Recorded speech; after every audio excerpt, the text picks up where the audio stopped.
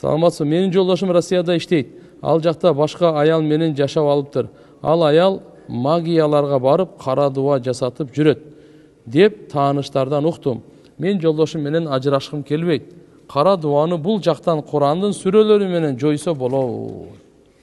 Кара дуаны жойсо болот. Чорный магия тияк бияктарга алхамдулилlah. Ар бир жамандыктын жакшылыгы дагы бар. Ликулли даин даваун. Ар бир оорунун шифасы бар.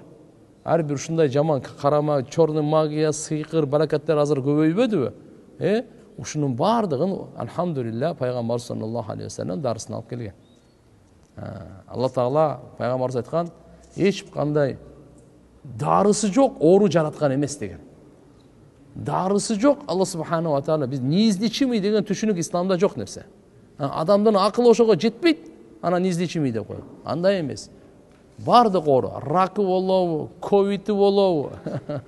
Ла илаха иллаллах. Бардыгынын алхамдулилlah өзүнүн дарысы бар. Адамдын эле акылы керек да. Ал акылга тообасыз акыл ачылбайт. Ошончо адам билбей калат. Болсо Ибн Синада чөптөр сүйлөтүп койушкан го чөптөр. Мен мына ооруга, мен мына ооруга, мен мына ооруга деп.